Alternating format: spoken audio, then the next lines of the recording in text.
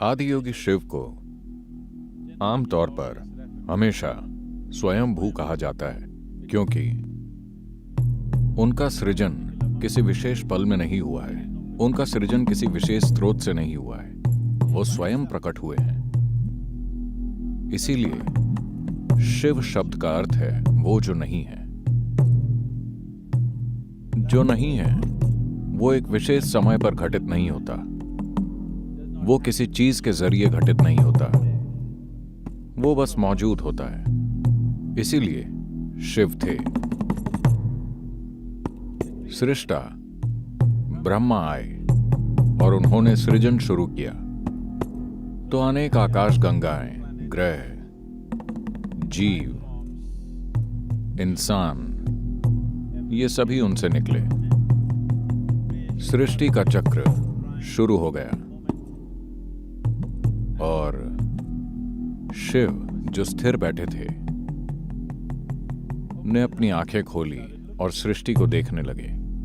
जब उन्होंने सृष्टि को ध्यान से देखा तो उन्होंने देखा कि लोग अलग अलग स्तरों पर तमाम तरह के संघर्षों, पीड़ा, दुख, कष्ट से गुजर रहे हैं।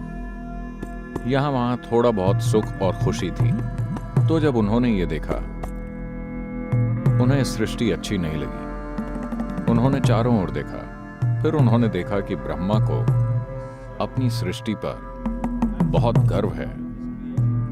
वो बहुत ही गर्व और खुशी से अपनी सृष्टि को देख रहे थे। फिर उन्हें लगा कि दो आंखें पर्याप्त नहीं हैं, इसलिए उन्होंने इस ओर देखने के लिए एक और सिर पैदा किया। वो किसी चीज से चूकना नहीं चाहते थे।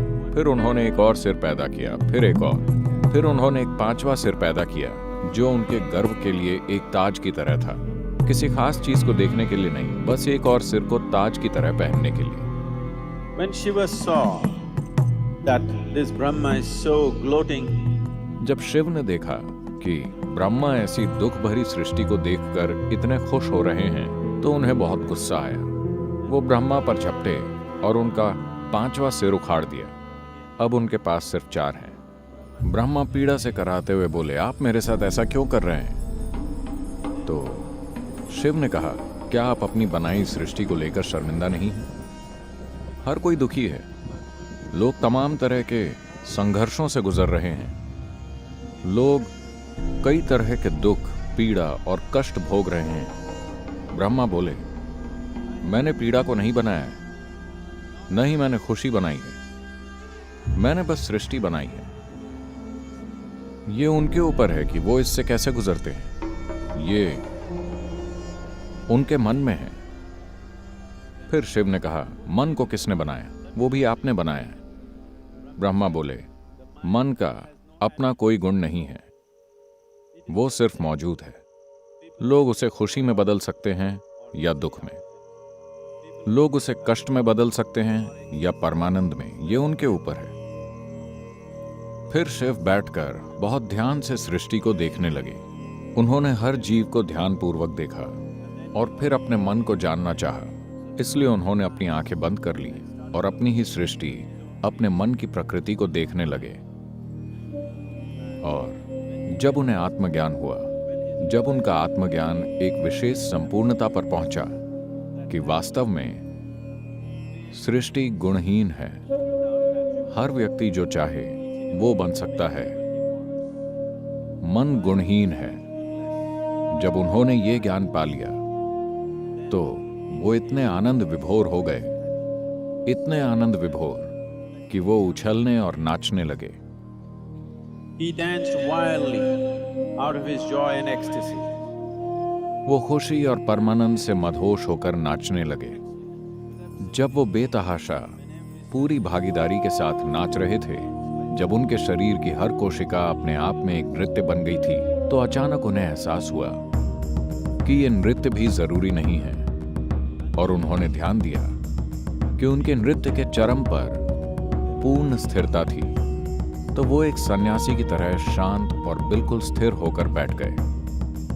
कहते हैं कि वो स्थिरता इसी दिन घटित हुई। महाशिवरात्रि की रात को ऐसा हुआ था। परमानंद की तीव्रता से संपूर्ण विनाश और स्थिरता उन्होंने बारी बारी से ये दोनों चीजें की।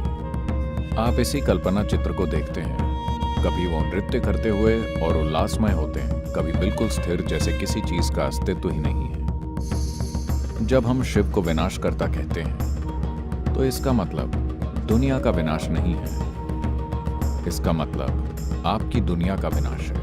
आपकी दुनिया मुख्य रूप से पिछले अनुभवों और प्रभावों का एक ढेर है।